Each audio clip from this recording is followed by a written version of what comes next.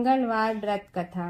व्यास जी ने कहा, एक बार नैमिषारण्य तीर्थ में 80,000 मुनि एकत्र होकर पुराणों के ज्ञाता श्री सूत जी से पूछने लगे, हे महामुनि, आपने हमें अनेक पुराणों की कथाएं सुनाई। अब कृपा करके हमें ऐसा व्रत और कथा बताए जिसके करने से संतान की प्राप्ति हो तथा मनुष्यों को रोग, शोक, अग्नि, सर्व दुख आदि का भय दूर हो, क्योंकि कलयुग में सभी जीवों की आयु बहुत कम है। फिर इस पर उन्हें रोग, चिंता के कष्ट लगे रहेंगे, तो फिर वह श्री हरि के चरणों में अपना ध्यान कैसे लगा सकेंगे। श्री सूत जी बोले, हे मुनियों, आपने लोक कल्याण के लिए बहुत ही उत्तम बात पूछी है। एक बार युधिष्ठिर ने भगवान श्री कृष्ण से लोक कल्याण के लिए यही प्रश्न किया था। भगवान श्री कृष्ण और युधिष्ठिर का संवाद तुम्हारे सामने कहता हूँ, ध्यान देकर सुनो। एक समय पांडवों की सभा में श्री कृष्ण जी बैठे हुए थे। तब युधिष्ठिर ने भगवान श्री कृष्ण से प्रश्न किया, हे प्रभु नंद गोविंद, आपने मेरे लिए अनेकों कथाएं सुनाई है। आज आप कृपा करके ऐसा व्रत या कथा सुनाएं जिसके करने से मनुष्य को रोग, चिंता का भय समाप्त हो और उसको पुत्र की प्राप्ति हो। हे प्रभु, बिना पुत्र के जीवन व्यर्थ है। पुत्र के बिना मनुष्य नरकगामी होता है। पुत्र के बिना मनुष्य पितृ ऋण से छुटकारा नहीं पा सकता और न ही उसका पुत्रक नामक नरक से उद्धार हो सकता है। अतः पुत्रदायक व्रत बतलाएं। श्री कृष्ण भगवान बोले, हे राजन, मैं एक प्राचीन इतिहास सुनाता हूँ, आप उसे ध्यान पूर्वक सुनो।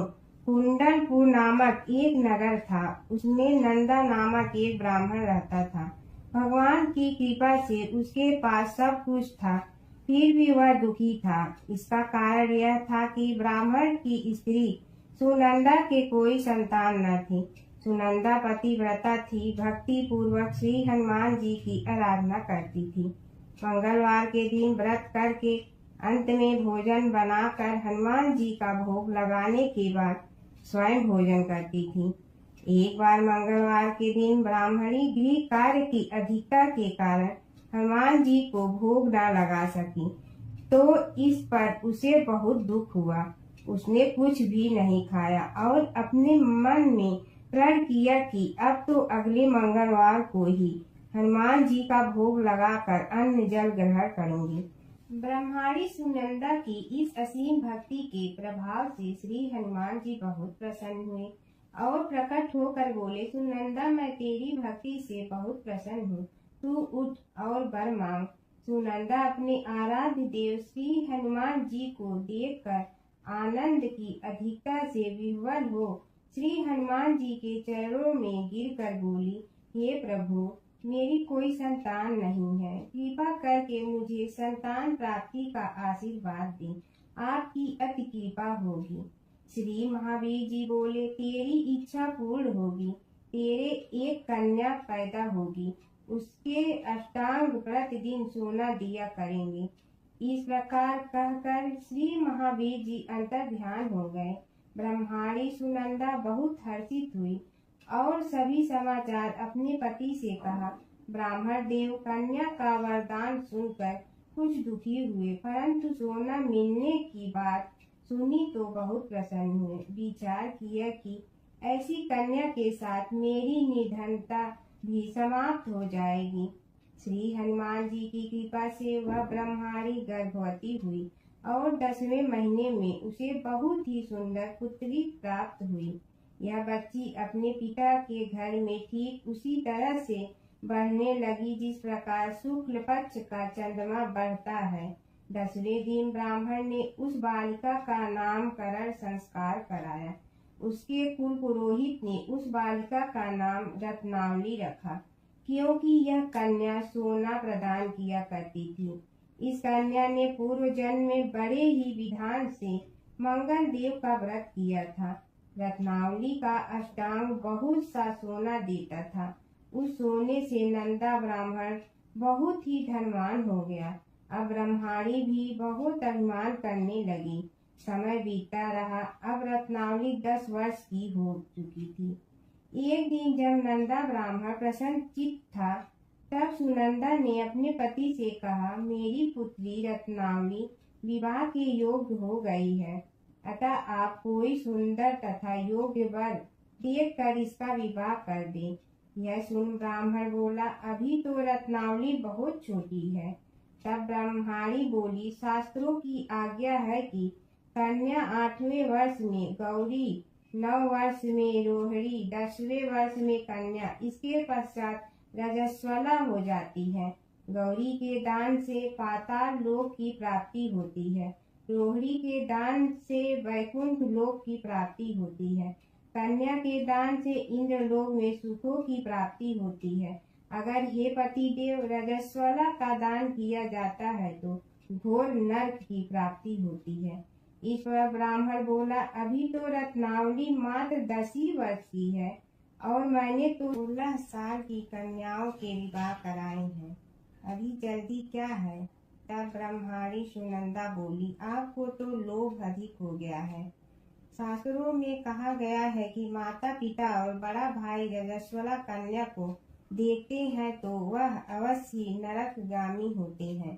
तब ब्राह्मण बोला, अच्छी बात है, कल मैं अवश्य योग्य वर की तलाश में अपना दूध भेजूंगा। दूसरे दिन ब्राह्मण ने अपने दूत को बुलाया और आज्ञा दी कि जैसी सुंदर मेरी कन्या है वैसे ही सुंदर वर उसके लिए तलाश करो। दूत अपने स्वामी की आज्ञा पाकर निकल पड़ा। पई नगर में उसने एक सुंदर लड़के को देखा। यह बालक एक ब्राह्मण परिवार का बहुत गुणवान पुत्र था। इसका नाम सोमेश्वर था। दूत ने इस सुंदर व गुणवान ब्राह्मण पुत्र के बारे में अपने स्वामी को पूर्ण विवरण दिया। ब्राह्मण नंदा को भी सोमेश्वर अच्छा लगा और फिर शुभ मुहूर्त में विधि पूर्वक कन्यादान करके ब्राह्मण ब्रह्माणी संतुष्ट हुए। परंतु ब्राह्मण के मन तो लोभ समाया हुआ था। उसने कन्यादान तो कर दिया था परंतु बहुत चिंतित था। उसने विचार किया कि रत्नावली तो अब चली जाएगी और मुझे इससे जो सोना मिलता था वह अब कहाँ मिलेगा। मेरे पास जो धन था कुछ तो इसके विवाह में खर्च हो गया और जो शेष बचा है वह भी कुछ दिनों पश्चात समाप्त हो जाएगा। मैंने तो इसका विवाह करके बहुत बड़ी भूल कर दी है।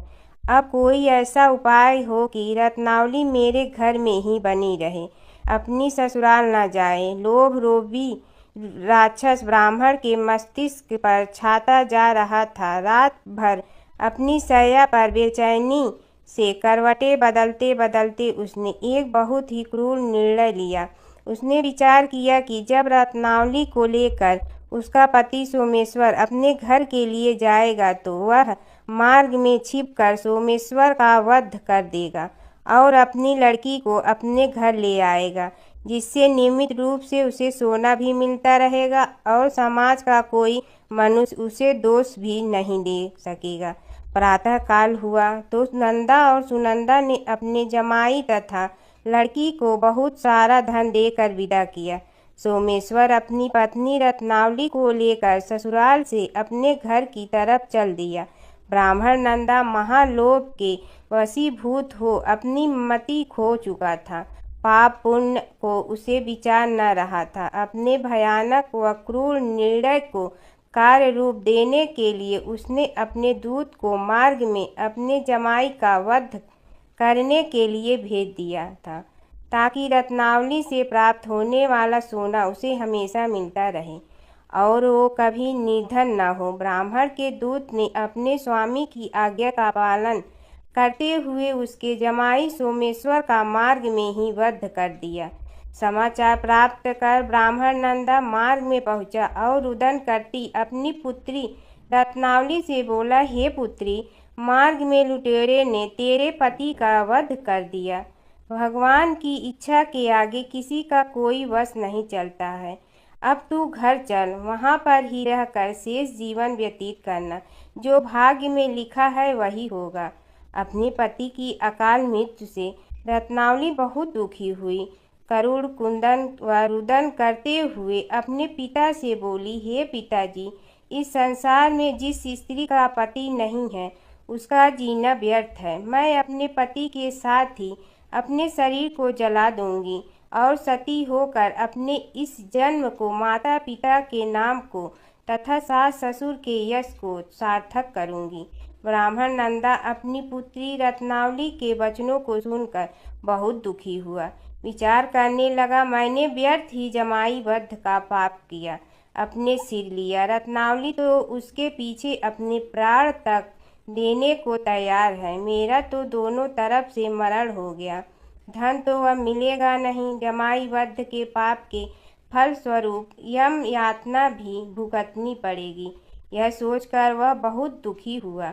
सोमेश्वर की चिंता बनाई गई रत्नावली सती होने की इच्छा से अपने पति का सिर अपनी गोद में रखकर चिता में बैठ गई। जैसे ही सोमेश्वर की चिता को अग्नि लगाई गई, वैसे ही प्रसन्न हो मंगल देव वहां प्रकट हुए और बोले, हे रत्नावली, मैं तेरे पति भक्ति से बहुत प्रसन्न हूँ, तू वर मांग। रत्नावली ने अपने पति का जीवन दान मांगा। तब मंगल देव बोले, रत्नावली, तेरा पति अजर अमर है, यह महाविद्वान भी होगा और इसके अतिरिक्त तेरी जो इच्छा हो वर मांग। तब रत्नावली बोली, हे ग्रहों के स्वामी, यदि आप मुझ पर प्रसन्न हैं तो मुझे यह वरदान दीजिए कि जो भी मनुष्य मंगलवार के दिन प्रातः काल लाल पुष्प, लाल चंदन से पूजा करके आपका स्मरण करके उसको रोग व्याधि न हो, स्वजनों का कभी योग न हो, सर्प अग्नि तथा शत्रुओं का भय न रहे। जो स्त्री मंगलवार का व्रत करे वह कभी विधवा न हो। मंगल देव तथास्तु कहकर अंतर ध्यान हो गए। सोमेश्वर मंगल देव की कृपा से जीवित हो उठा। रत्नावली अपने पति को पुनः प्राप्त कर बहुत प्रसन्न हुई और मंगल देव का व्रत प्रत्येक मंगलवार को करके व्रत राज और मंगल देव की कृपा से इस लोक में सुख ऐश्वर्य को भोगते हुए अंत में अपने पति के साथ स्वर्गलोक हो गई। एक नगर में एक बुढ़िया रहती थी। उसके मंगलिया नाम का एक पुत्र था। वृद्धा को हनुमान जी पर बड़ी श्रद्धा थी। वह प्रत्येक मंगलवार को हनुमान जी का व्रत रख कर यथाविधि उनका भोग लगाती थी। इसके अलावा मंगलवार को एक न तो घर लीपती थी और न ही मिट्टी खोदती थी। इसी प्रकार से व्रत रखते हुए जब उसे काफ़ी दिन बीत गए तो हनुमान जी ने सोचा कि चलो आज इस वृद्धा की श्रद्धा की परीक्षा करें। वे साधु का वेश बनाकर उसके द्वार पर जा पहुँचे और पुकारा, है कोई हनुमान का भक्त जो हमारी इच्छा पूरी करे। वृद्धा ने यह पुकार सुनी तो बाहर आई और महाराज क्या आज्ञा है। साधु वेशधारी हनुमान जी बोले कि मैं बहुत भूखा हूँ, भोजन करूँगा, तू थोड़ी सी जमीन लीप दे। वृद्धा बड़ी दुविधा में पड़ गई। अंत में हाथ जोड़कर प्रार्थना की, हे महाराज, लीपने और मिट्टी खोदने के अतिरिक्त जो काम आप कहें वह मैं करने को तैयार हूँ। साधु ने 3 बार परीक्षा करने के बाद कहा, तू अपने बेटे को बुला, मैं उसे औंधा लिटाकर उसकी पीठ पर आग जलाकर भोजन बनाऊंगा। वृद्धा ने सुना तो पैरों तले की धरती खिसक गई, मगर वह वचन हार चुकी थी। उसने मंगलिया को पुकार कर साधु महाराज के हवाले कर दिया, मगर साधु ऐसे ही मानने वाले न थे। उन्होंने वृद्धा के हाथों से ही मंगलिया को औंधा लिटाकर उसकी पीठ पर आग जलवाई। आग जलाकर दुखी मन से वृद्धा अपने घर के अंदर जा घुसी। साधु जब भोजन को बुलाकर कहा कि वह मंगलिया को पुकारे ताकि वह भी आकर भोग लगा ले, वृद्धा में आंसू भरकर कहने लगी कि अब उसका नाम लेकर मेरे हृदय को और दुख ना पहुँचाओ। लेकिन साधु महाराज न माने। वृद्धा को भोजन के लिए मंगलिया को पुकारना पड़ा। पुकारने की देर थी कि मंगलिया बाहर से हंसता हुआ घर में दौड़ा आया। मंगलिया को जीता जागता देखकर वृद्धा को दुखद आश्चर्य हुआ। वह साधु महाराज के चरणों में गिर पड़ी। साधु महाराज ने उसे अपनी असली रूप में दर्शन दिए। हनुमान जी को अपने आंगन में देखकर वृद्धा को लगा कि जीवन सफल हो जाएगा। माता सीता की कथा। यह कहानी सीता माता कहती थी और श्री राम इसे सुना करते थे। एक दिन श्री राम भगवान को किसी काम के लिए बाहर जाना पड़ा। तो सीता माता कहने लगी कि भगवान, मेरा तो 12 वर्ष का नित्य नियम है। अब आप बाहर जाएंगे तो मैं अपनी कहानी किसे सुनाऊंगी। श्री राम ने कहा कि तुम कुएं की पाल पर जाकर बैठ जाना और वहां जो औरतें पानी भरने आएंगी उन्हें अपनी कहानी सुना देना। सीता माता कुएं की पाल पर जाकर बैठ जाती हैं। एक स्त्री आई, उसने रेशम की जड़ी की साड़ी पहन रखी थी और सोने का घड़ा ले रखा था। सीता माता उसे देख कहती हैं कि बहन, मेरा 12 वर्ष का नित्य सुन लो। पर वह स्त्री बोली कि मैं तुम्हारा नित्य सुनूंगी तो मुझे घर जाने में देरी हो जाएगी और मेरी सास मुझसे लड़ेंगी। उसने कहानी नहीं सुनी और चली गई। उसकी रेशम जड़ी की साड़ी फट गई। सोने का घड़ा मिट्टी के घड़े में बदल गया। सास ने देखा तो पूछा कि ये किसका दोष अपने सिर लेकर आ गई है। बहू ने कहा कि कुएं पर एक औरत बैठी थी। उसने कहानी सुनने के लिए कहा, लेकिन मैंने सुनी नहीं, जिसका यह फल मिला है। बहू की बात सुनकर अगले दिन वही साड़ी और घड़ा लेकर सास कुएं की पाल पर गई। सास को वहीं माता सीता बैठी मिली तो माता सीता ने कहा कि बहन, मेरी कहानी सुन लीजिए। सास बोली कि एक बार छोड़, मैं तो 4 बार कहानी सुन लूंगी। राम आए, लक्ष्मण आए, देश के पुजारी आए, नित नेम का नेम लाए, आओ राम बैठो राम। तपी रसोई जियो राम, माखन मिश्री खाओ राम। दूध बतासा पियो राम, सूत के पलका मोठो राम। साल दुसाला पोठो राम, साल दुसाला ओढ़ो राम। जब बोलो जब राम ही राम, राम संवारे सबके काम। खाली घर भंडार भरेंगे, सबका बेड़ा पार करेंगे। श्री राम जय राम जय जय राम। सास बोली कि बहन, कहानी तो बहुत अच्छी लगी।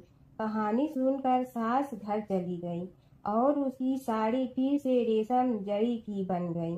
मिट्टी का घड़ा फिर सोने के घड़े में बदल गया। बहू कहने लगी, सासू माँ, आपने ये सब कैसे किया। सास ने कहा कि बहू, तू दोष लगा के आई थी और मैं अब दोष उतार कर आ रही हूँ। बहू ने फिर पूछा कि वह कुएं वाली स्त्री कौन है। सास बोली कि वे सीता माता थी। वे पुराने से नया कर देती हैं, खाली घर में भंडार भर देती हैं। वह लक्ष्मी जी का वास घर में कर देती हैं। आदमी की जो भी इच्छा हो उसे पूरा कर देती हैं। बहू बोली कि ऐसी कहानी मुझे भी सुना दो। सास बोली कि ठीक है, तुम भी सुनो। और सास ने कहानी शुरू की। राम आए, लक्ष्मण आए, देश के पुजारी आए, नित नेम का नेम लाए, आओ राम बैठो राम। तपी रसोई जियो राम, माखन मिश्री खाओ राम। दूध बतासा पियो राम, सूत के पलका मोठो राम। साल दुसाला पोठो राम, साल दुसाला ओढ़ो राम। जब बोलो जब राम ही राम, राम संवारे सबके काम। खाली घर भंडार भरेंगे, सबका बेड़ा पार करें। श्री राम जय जय राम।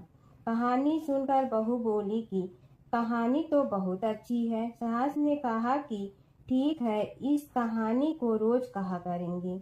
अब सास बहू रोज सवेरे उठती, नहाती धोती और पूजा करने के बाद नित नेम की सीता की कहानी कहती। एक दिन उनके यहाँ एक पड़ोस की औरत आई और बोली कि बहन, जरा सी आँच दे ना। तो वह बोली कि आज तो अभी हमने जलाई ही नहीं। पड़ोसन ने कहा कि तुम सुबह 4 बजे से उठकर क्या कर रही हो। फिर उन्होंने कहा कि सुबह उठकर हम पूजा करते हैं, फिर सीता माता की नित्य नेम की कहानी कहते हैं। पड़ोसन ने उसकी बात सुनकर फिर कहा कि सीता माता की कहानी कहने से तुम्हें क्या मिलता है। वे बोली कि इनकी कहानी कहने से घर में भंडार भर जाते हैं, सारे काम सिद्ध होते हैं, मन की इच्छा भी पूरी हो जाती है।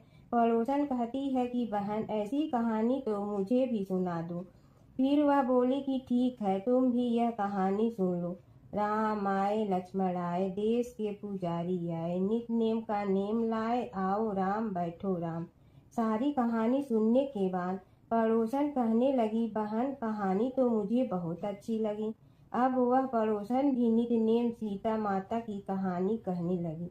कहानी कहने से सीता माता ने पड़ोसन के भी भंडार भर दिए। अब तो पूरे मोहल्ले में नित नेम की कथा चल पड़ी। हर किसी की मनोकामना पूरी होने लगी। हे सीता माता, जैसे आपने उनके भंडार भरे, वैसे ही आप हमारे भी भंडार भरना, सबकी भरना, कहानी सुनने वाले के भी और कहानी कहने वाले के भी। गणेश और बुढ़िया माई की कथा। एक बुढ़िया थी, वह बहुत ही गरीब और दृष्टिहीन थी। उसके एक बेटा और बहू थे।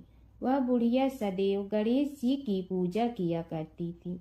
एक दिन गणेश जी प्रकट होकर उस बुढ़िया से बोले, बुढ़िया माँ, तू जो चाहे सो मांग ले।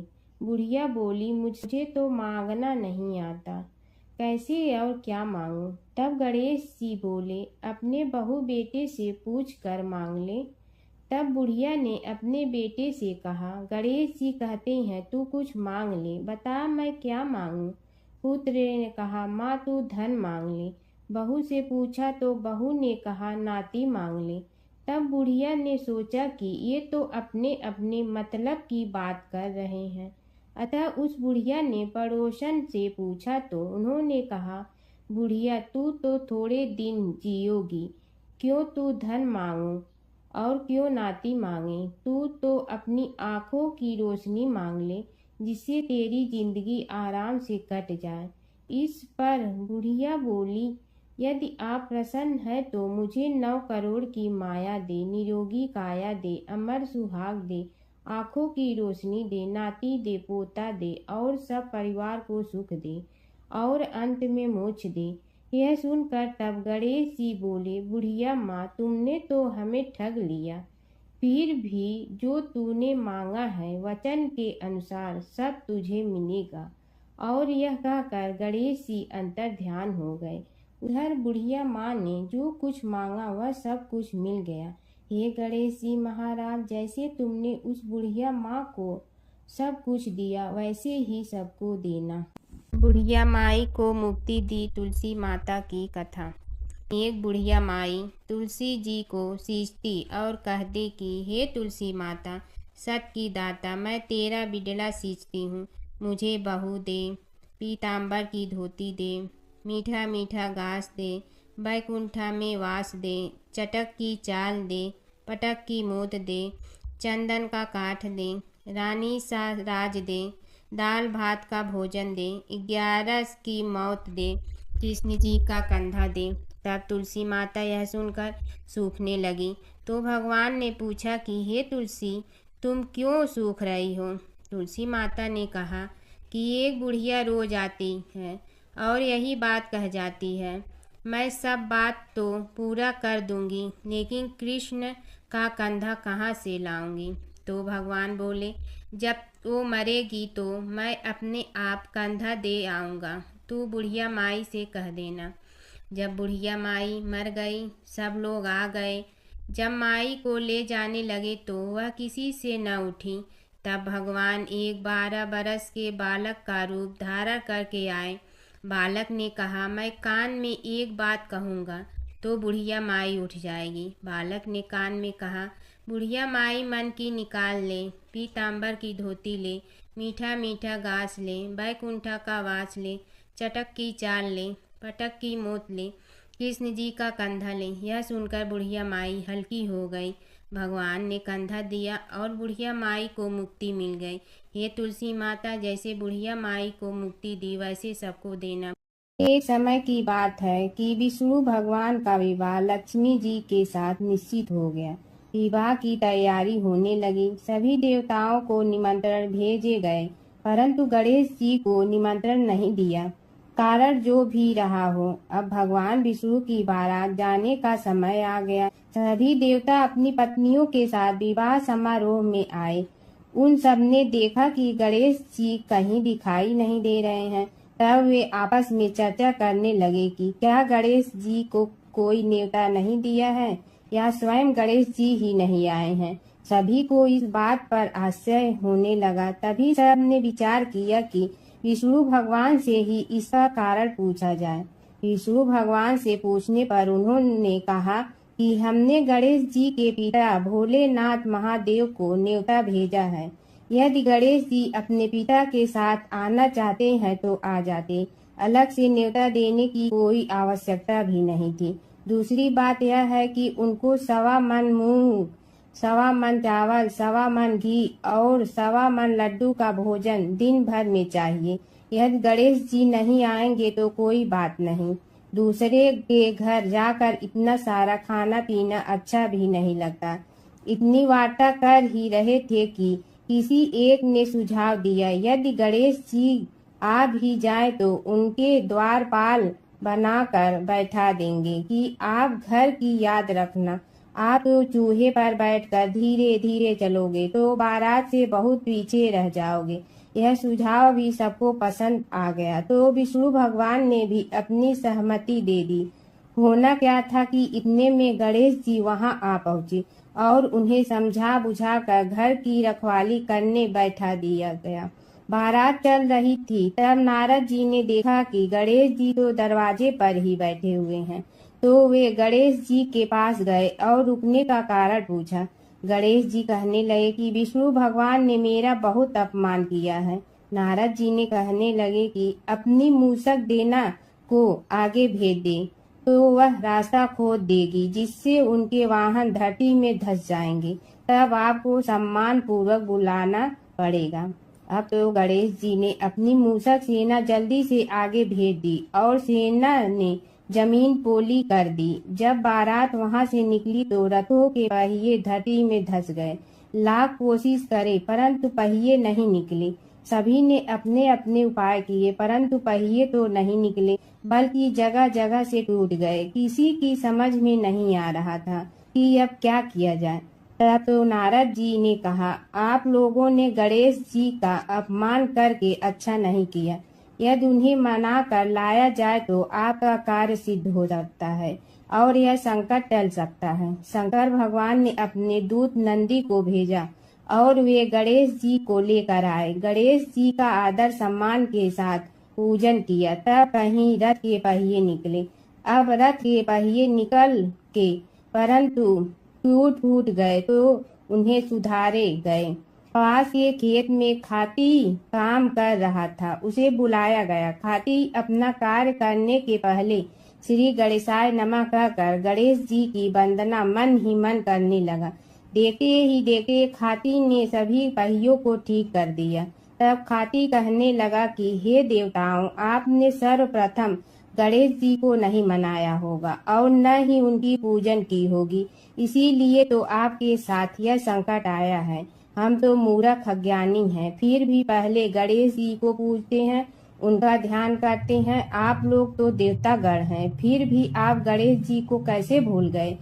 अब आप लोग भगवान श्री गणेश जी की जय बोल कर जाएं तो आपके सब काम बन जाएंगे और संकट कट जाएंगे। ऐसा कहते हुए बारात वहां से चल दी और विष्णु भगवान को लक्ष्मी जी के साथ विवाह संपन्न करा के सभी सकुशल घर लौट आए। हे गणेश जी महाराज, आपने विष्णु को जैसे कारज सारियो ऐसे कारज सबको सिद्ध कर जो। बोलो गजानन भगवान की जय। प्राचीन काल की बात है। नैमिषारण्य क्षेत्र में ऋषि, महर्षि और साधु संतों का समाज जुड़ा था। उसमें श्री सूत जी भी विद्यमान थे। शौनक जी ने उनकी सेवा में उपस्थित होकर निवेदन किया कि हे अज्ञान रूप घोर तिमिर को नष्ट करने में करोड़ों सूर्यों के समान प्रकाशमान श्री सूत जी, हमारे कानों के लिए अमृत के समान जीवन प्रदान करने वाले कथा तत्व का वर्णन कीजिए। हे सूत जी, हमारे हृदयों में ज्ञान के प्रकाश की वृद्धि तथा भक्ति, वैराग्य और विवेक की उत्पत्ति जिस कथा से हो सकती हो, वह हमारे प्रति कहने की कृपा कीजिए। शौनक जी की जिज्ञासा से सूत जी बड़े प्रसन्न हुए। पूरा तन इतिहासों के स्मरण से उनका शरीर पुलकायमान हो रहा था। वे कुछ देर उसी स्थिति में विराजमान रहकर कुछ विचार करते रहे और अंत में बोले, शौनक जी, इस विषय में आपके चित्त में बड़ी जिज्ञासा है। आप धन्य हैं जो सदैव ज्ञान की प्राप्ति में तत्पर रहते हुए विभिन्न पुराण कथाओं की जिज्ञासा रखते हैं।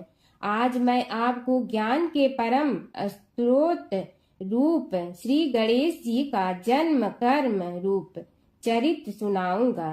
गणेश जी से ही सभी ज्ञानों सभी विद्याओं का उद्भव हुआ है। अब आप सावधान चित्त से विराजमान हो। श्री गणेश जी के ध्यान और नमस्कार पूर्वक उनका चरित्र श्रवण करें। नमस्तस्मै गणेशाय ब्रह्मा विद्या प्रदायिनी यनागस्त्यसमः साक्षात विघ्न सागर सोसड़े। कैसे हैं वे श्री गणेश जो सभी प्रकार की ब्रह्म विद्याओं को प्रदान करने वाले अर्थात ब्रह्मा के सगुण और निर्गुण स्वरूप पर प्रकाश डालने और जीव ब्रह्मा का अभेद प्रतिपादन करने वाली विद्याओं के दाता हैं। वे विघ्नों के समुद्रों को महर्षि अगस्त्य के समान शोषण करने में समर्थ हैं। इसलिए उनका नाम विघ्न सागर शोषक के नाम से प्रसिद्ध है। मैं उन भगवान श्री गणेश जी को नमस्कार करता हूँ।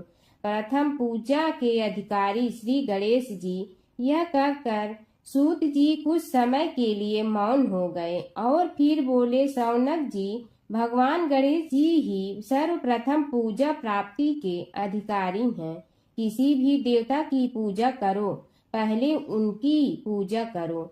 शौनक जी ने निवेदन किया, हे भगवान, हे सूत, सर्वप्रथम यह बताने की कृपा कीजिए कि गणेश जी को प्रथम पूजा का अधिकार किस प्रकार प्राप्त हुआ।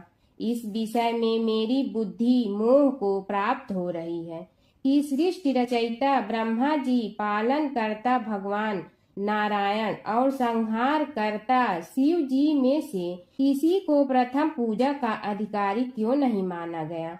यह त्रिदेव ही तो सबसे बड़ा देवता माने जाते हैं। सूत जी ने कहा, शौनक जी, यह भी एक रहस्य ही है। देखो, अधिकार मांगने से नहीं मिलता, इसके लिए योग्यता होनी चाहिए। संसार में अनेकों देवी देवताएं पूजे जाते हैं। पहले जो जिसका इष्ट देव होता है वह उसी की पूजा किया करता है। इससे बड़े देवताओं के महत्व में कमी आने की आशंका उत्पन्न हो गई। इस कारण देवताओं में परस्पर विवाद होने लगा। वे उसका निर्णय प्राप्त करने के लिए शिव जी के पास पहुँचे और प्रणाम करके पूछने लगे, प्रभु, हम सब में प्रथम पूजा का अधिकारी कौन है। शिव जी सोचने लगे कि किसे प्रथम पूजा का अधिकारी माने। तभी उन्हें एक युक्ति सूझी। बोले, देवगण, इसका निपटारा बातों से नहीं तथ्यों से होगा। इसके लिए एक प्रतियोगिता रखनी होगी, शिव की परिक्रमा करने की प्रतियोगिता।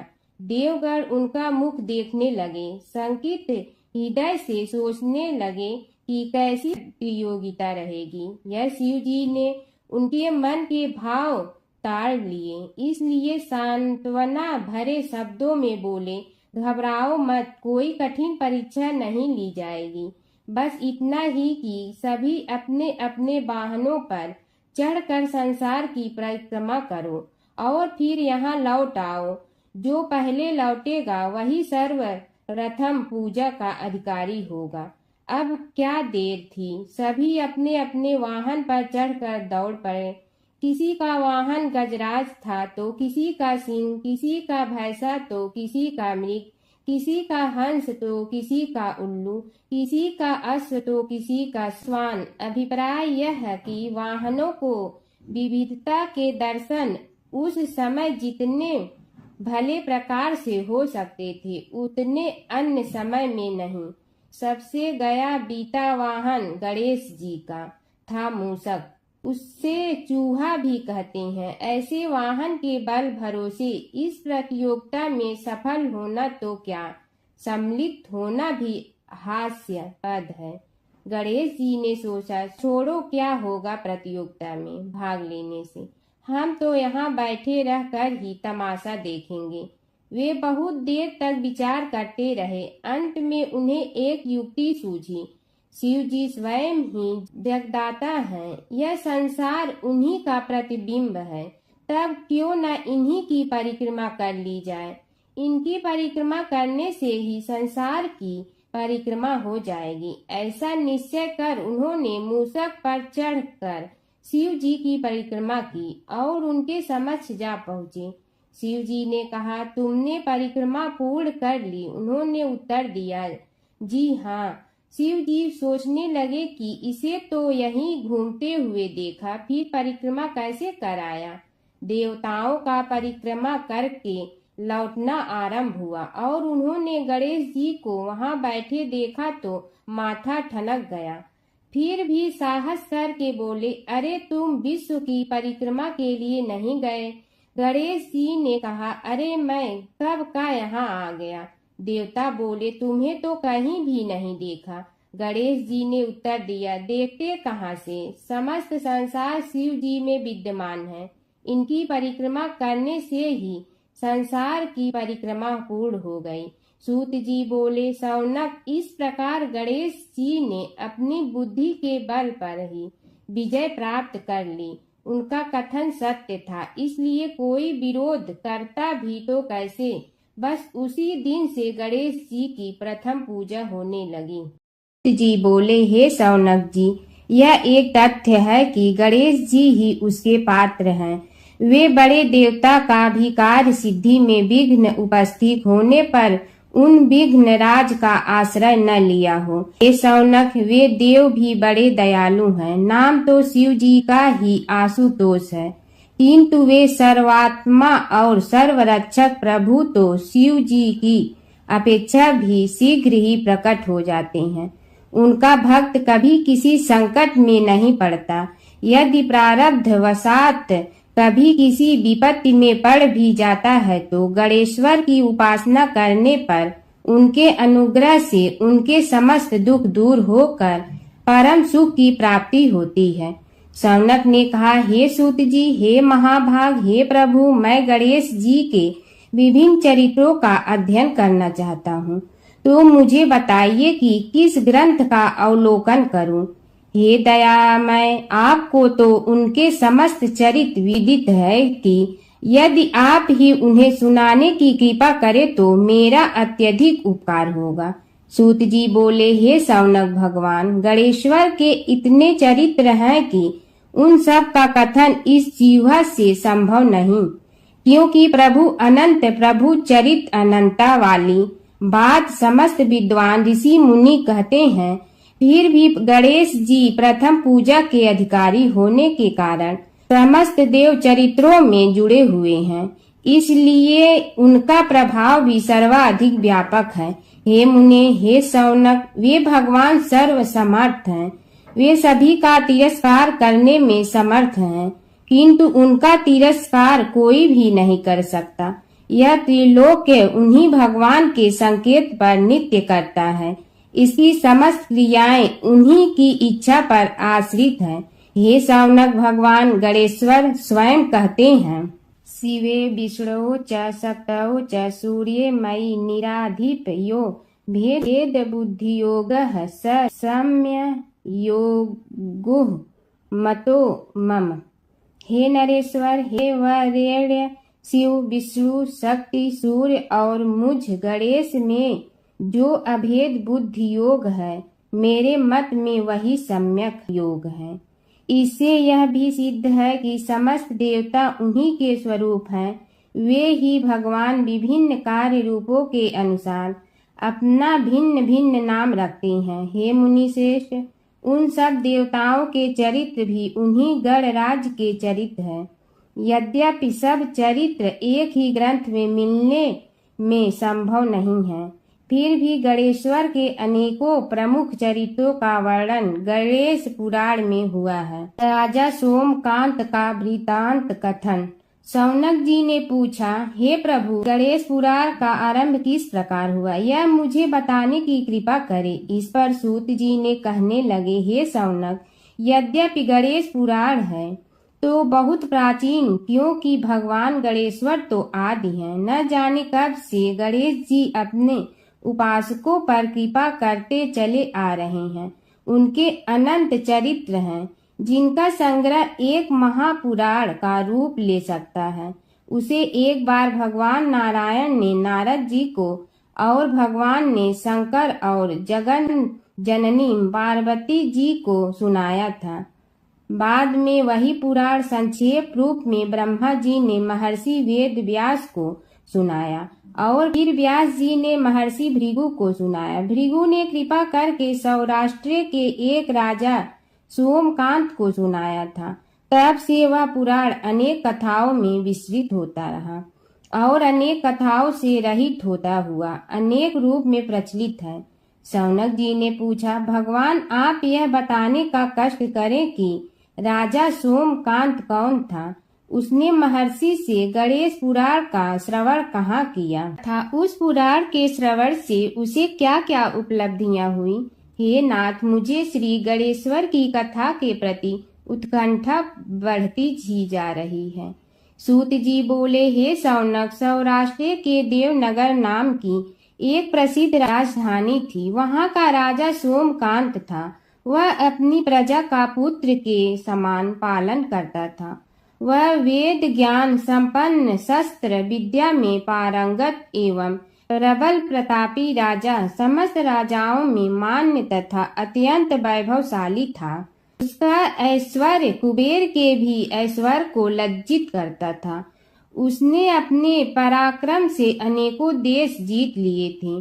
उसकी पत्नी अत्यंत रूपवती, गुणवती, धर्माज्ञा एवं पतिव्रत धर्म का पालन करने वाली थी। वह सदैव अपने प्राणनाथ की सेवा में लगी रहती थी। उसका नाम सुधर्मा था। जैसे वह प्रतिव्रता थी, वैसे ही राजा भी एक पत्नी व्रता का पालन करने लगा। उसके हेमकांत नामक एक सुंदर पुत्र था। वह भी सभी विद्याओं का ज्ञाता और अस्त्र शस्त्रादि के अभ्यास में निपुण हो गया था। यह सभी श्रेष्ठ लक्षणों से संपन्न, सद्गुणी एवं प्रजा जनों के हितों का अत्यंत पोषक था। इस प्रकार राजा सोमकांत स्त्री पुत्र, पशुवाहन, राज्य एवं प्रतिष्ठा आदि से सब प्रकार सुखी था। उससे दुख तो था ही नहीं। सभी राजागण उसका हार्दिक सम्मान करते थे तथा उसकी श्रेष्ठ कीर्ति भी संसार व्यापी थी। परंतु युवा अवस्था के अंत में सोमकांत को घृणित कोष्ठ रोग हो गया। उसके अनेक उपचार किए गए, किंतु कोई लाभ नहीं हुआ। रोग शीघ्रता से बढ़ने लगा और उसके कीड़े पड़ गए। जब रोग की अधिक वृद्धि होने लगी और उसका कोई उपाय न हो सका, तो राजा ने मंत्रियों को बुलाकर कहा, सुव्रतो, जाने किस कारण यह रोग मुझे पीड़ित कर रहा है। अवश्य ही यह किसी पूर्व जन्म के पाप का फल होगा। इसलिए मैं अब अपना समस्त राजपाट छोड़कर वन में रहूंगा। मेरे पुत्र हेमकांत को मेरे समान मानकर राज्य शासन का धर्म पूर्वक संचालन कराते रहें। यह कहकर राजा ने शुभ दिन दिखवाकर अपने पुत्र हेमकांत को राज्य पद पर अभिषेक किया और अपनी पत्नी सुधर्मा के साथ निर्जन वन की ओर चल दिया। प्रजापालक राजा के वियोग में समस्त प्रजा जन अश्रु बहाते हुए उनके साथ चले गए।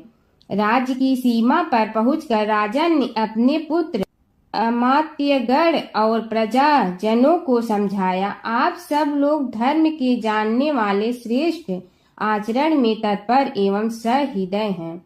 यह संसार तो वैसे भी परिवर्तनशील है। जो आज है वह कल नहीं था और आने वाले कल में भी नहीं रहेगा। इसलिए मेरे जाने से दुख का कोई कारण नहीं है। मेरे स्थान पर मेरा पुत्र सभी कार्यों को करेगा। इसलिए आप सब उसके अनुशासन में रहते हुए उसे सदैव सम्मान करते रहें।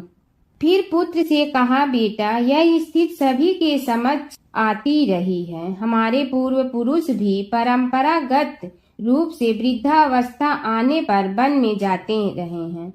मैं कुछ समय पहले ही वन में जा रहा हूँ, तो कुछ पहले या पीछे जाने में कोई अंतर नहीं पड़ता।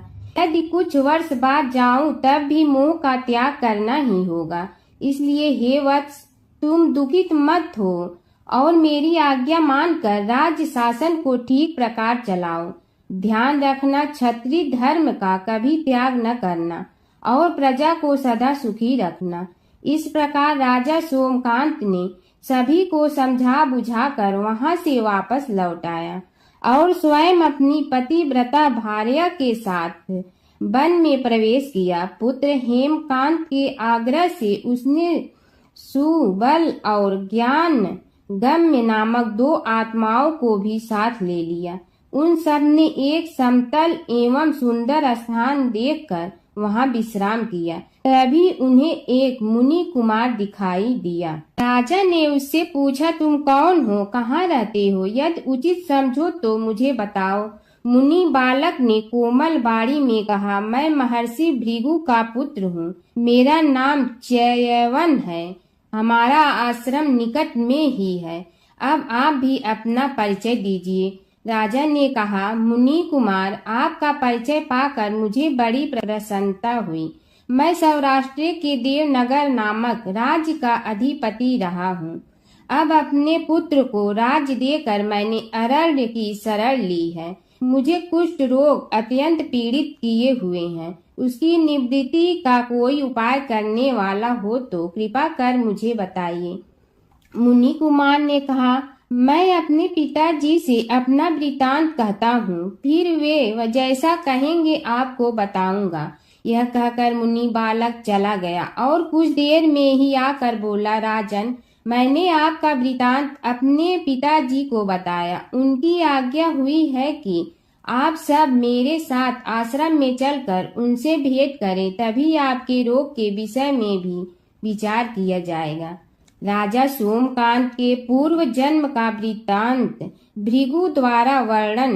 राजा अपनी पत्नी और अमात्यों के सहित च्यवन के साथ साथ भृगु आश्रम में जा पहुंचा और उन्हें प्रणाम कर बोला, हे भगवान, हे महर्षि, मैं आपकी शरण हूँ।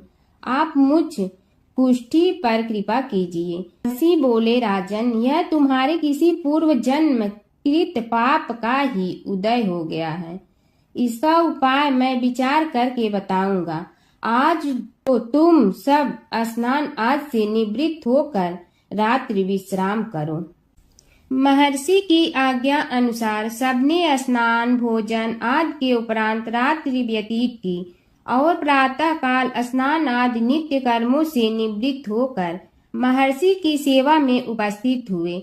महर्षि ने कहा, राजन, मैंने तुम्हारे पूर्व जन्म का वृतांत जान लिया हूँ और यह भी विदित कर लिया है कि किस पाप के फल से तुम्हें इस रोग की प्राप्ति हुई है।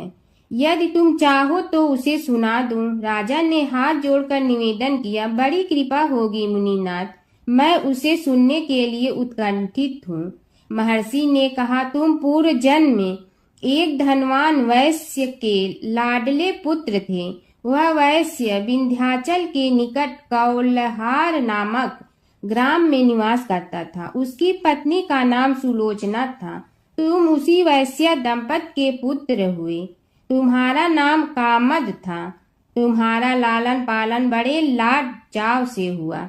उन्होंने तुम्हारा विवाह एक अत्यंत सुंदरी वैश्य कन्या से कर दिया था, जिसका नाम कुटुम्बिनी था। यद्यप तुम्हारी भार्या सुशीला थी और तुम्हें सदैव धर्म में निरत देखना चाहती थी, किंतु तुम्हारा स्वभाव वासनांध होने के कारण दिन प्रतिदिन उज्जवल होता जा रहा था। किंतु माता पिता भी धार्मिक थे, इसलिए उनके सामने तुम्हारी उज्ज्वलता दबी रही। परंतु माता पिता की मृत्यु के बाद तुम निरंकुश हो गए और अपनी पत्नी की बात भी नहीं मानते थे। तुम्हें अनाचार में प्रवृत्त देखकर उसे दुख होता था। तो भी उसका कुछ बस न चलता था। तुम्हारी उन्मत्तता चरम सीमा पर थी। अपनों से भी द्वेष और क्रूरता का व्यवहार किया करते थे, हत्या आदि कराते थे। तुम्हारे लिए सामान्य बात हो गई। पीड़ित व्यक्तियों ने तुम्हारे विरुद्ध राजा से पुकार की, अभियोग चला और तुम्हें राज्य की सीमा से भी बाहर चले जाने का आदेश हुआ। तब तुम घर छोड़कर किसी निर्जन वन में रहने लगे। उस समय तुम्हारा कार्य लोगों को लूटना और हत्या करना ही रह गया। एक दिन माध्याह्न काल था। गुणवर्धक नामक एक विद्वान ब्राह्मण उधर से निकला। बेचारा अपनी पत्नी को लिवाने के लिए ससुराल जा रहा था। तुमने उस ब्राह्मण युवक को पकड़कर लूट लिया। प्रतिरोध करने पर उसे मारने लगे तो वह चित्कार करने लगा, मुझे मत मार, मत मार, देख मेरा दूसरा विवाह हुआ है, मैं पत्नी को लेने के लिए जा रहा हूँ। किंतु तुम तो क्रोधवश में ऐसे लीन हो रहे थे कि तुमने उसकी बात सुनकर भी नहीं सुनी। जब उसे मारने लगे तो उसने श्राप दे दिया, अरे हत्यारे, मेरी हत्या के पाप से तो सहस्त्र कल्प तक घोर नरक भोगोगे। तुमने उसकी कोई चिंता न की और सिर काट लिया। राजन, तुमने ऐसी ऐसी एक नहीं बल्कि अनेक निरीह हत्याएं की थी, जिनकी गणना करना भी पाप है।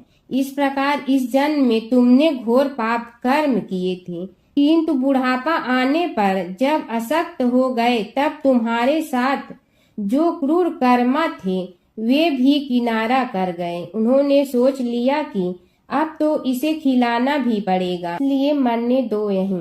अमोघ प्रभाव गणेश उपासना का कथन। राजन, अब तुम निरालंब थे, चल फिर तो सकते ही नहीं थे। भूख से पीड़ित रहने के कारण रोगों ने भी घेर लिया। उधर से जो कोई निकलता तुम्हें घृणा की दृष्टि से देखता हुआ चला जाता।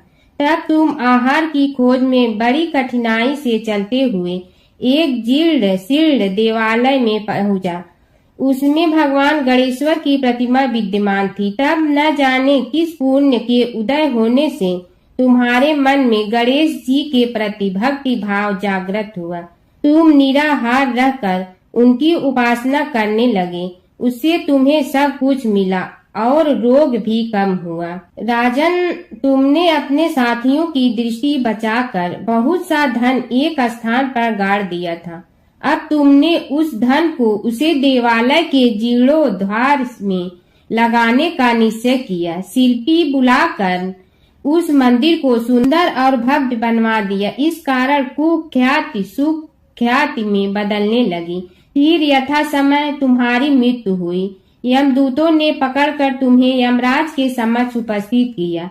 यमराज तुमसे बोले, जीव, तुमने पाप और पुण्य दोनों ही किए हैं और दोनों का ही भोग तुम्हें भोगना है, किंतु पहले पाप का फल भोगना चाहते हो पुण्य का। इसके उत्तर में तुमने प्रथम अपने पुण्य कर्मों के भोग की इच्छा प्रकट की और इसीलिए उन्होंने तुम्हें राजकुल में जन्म लेने के लिए भेज दिया। पूर्व जन्म में तुमने भगवान गणाध्यक्ष का सुंदर एवं भव्य मंदिर बनवाया था, इसलिए तुम्हें सुंदर देह की प्राप्ति हुई। यह कहकर महर्षि भृगु कुछ रुके। उन्होंने देखा कि राजा को इस वृतांत पर शंका हो रही है। तभी महर्षि के शरीर में असंख्य विकराल पक्षी उत्पन्न होकर राजा की ओर झपटे। उनकी चोंच बड़ी तीक्ष्ण थी, जिनसे वे राजा के शरीर को नोच नोच कर खाने लगे। उसके कारण उत्पन्न असहनीय पीड़ा से व्याकुल हुए राजा ने महर्षि के समक्ष हाथ जोड़कर निवेदन किया, प्रभु, आपका आश्रम तो समस्त द्वेष आदि से परे है और यहाँ मैं आपकी शरण में बैठा हूँ। तब यह पक्षी मुझे आकर ही क्यों पीड़ित कर रहे हैं? हे मुनिनाथ, इनसे मेरी रक्षा कीजिए। महर्षि ने राजा के अंतर्वचन सुनकर सांत्वना देते हुए कहा, राजन, तुमने मेरे वचनों में शंका की थी और जो मुझ सत्यवादी के कथन में शंका करते हैं उसे खाने के लिए मेरे शरीर से इसी प्रकार पक्षी प्रकट हो जाते हैं, जो कि मेरे हुंकार करने पर भस्म हो जाया करते हैं।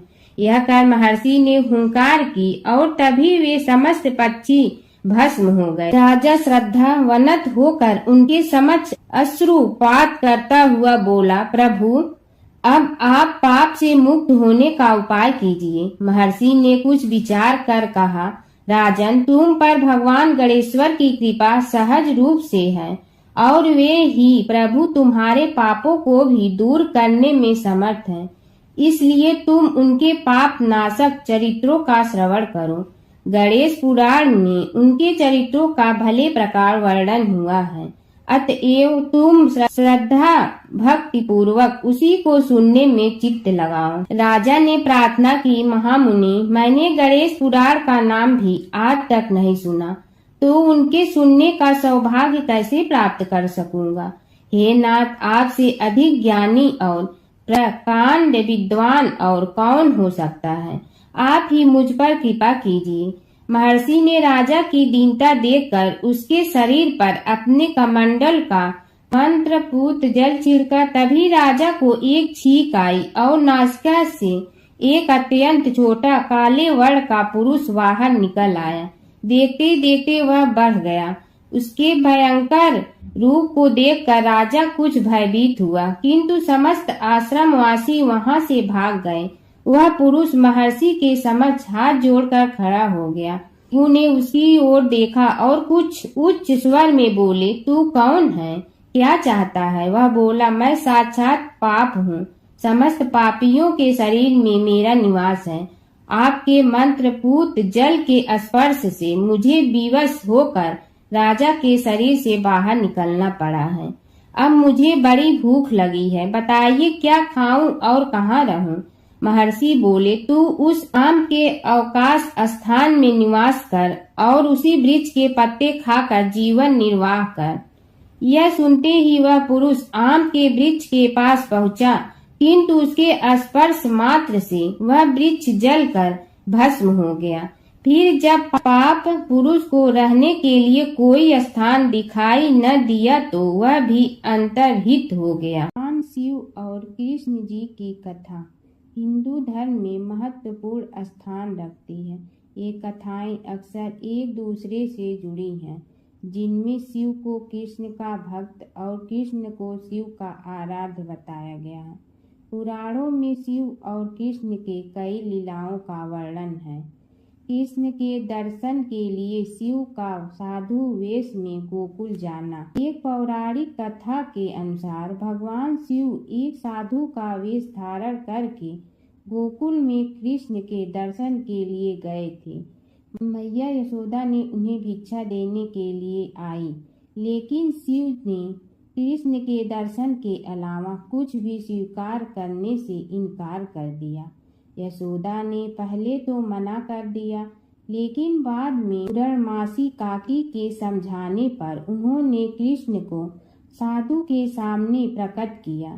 शिव ने कृष्ण के दर्शन किए और उनके चरणों की छाप छोड़कर चले गए। यशोदा और नंद राय समझ गए कि यह कोई साधारण साधु नहीं था, बल्कि कोई दिव्य पुरुष था। नारद मुनि का घमंड। एक बार नारद मुनि को अपने ज्ञान और भक्ति पर घमंड हो गया। कृष्ण ने नारद मुनि की परीक्षा लेने के लिए उन्हें एक गांव में भेजा, जहां एक महिला अपने पति के बीमार होने पर बहुत दुखी थी।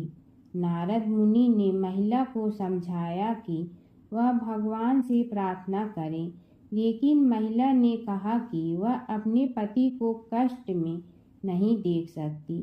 तब नारद मुनि ने राधा से मिलने का फैसला किया। राधा ने नारद मुनि को चरणामृत दिया और कहा कि वह इसे अपने पति को दे। नारद मुनि ने जब राधा से चरणामृत लिया तो उन्हें एहसास हुआ कि राधा का प्रेम कृष्ण के प्रति सबसे महान है। इस घटना के बाद नारद मुनि का घमंड चूर चूर हो गया। नारद मुनि और कृष्ण की लीला। नारद मुनि अक्सर कृष्ण की लीलाओं में शामिल होते थे। एक बार नारद मुनि इंद्र के दरबार से द्वारका जा रहे थे। रास्ते में उन्होंने पारिजात वृक्ष का एक फूल लिया और कृष्ण को दे दिया। कृष्ण ने वह फूल रुक्मिणी को दे। नारद मुनि ने देखा कि कृष्ण ने वह फूल रुक्मिणी को दिया तो उन्हें बहुत खुशी हुई। हनुमान जी की आरती। आरती की जय हनुमान लला की, दुष्ट दलन रघुनाथ कला की। जाके बल से गिरवर कापे, रोग दोष जाके निकट न झाके। अंजनी पुत्र महाबलदाई, संतन के प्रभु सदा सहाई। आरती की जय हनुमान लला की, देवीरा रघुनाथ पठाए। लंका जारि सिया सुदिलाए, लंका सुकोट समुद्र सिखाई। जात पवन सुत बार न लाई, आरती की जय हनुमान लला की। लंका जारि असुर संहारे, सिया राम जी के काज सवारे। लक्ष्मण मूर्छित पड़े सकारे, लाए सजीवन प्राण उबारे। आरती की जय हनुमान लला की, पैटी पताल तोरी जमकारे। अहि रावण की भुजा उखारे, बाएं भुजा असुर दल मारे। दाहिने भुजा संत जन तारे, आरती की जय हनुमान लला की। सुर नर मुनि जन आरती उतारे, जय जय जय हनुमान उचारे। कंचन थार कपूर लौ छाई, आरती करत अंजन माई। आरती की जय हनुमान लला की, जो हनुमान जी की आरती गावे। बसई बैकुंठ परम पद पावे, लंक विध्वंस किए रघुराय। तुलसीदास स्वामी कीर्ति गाई, आरती की जय हनुमान लला की। दुष्ट दलन रघुनाथ कला की।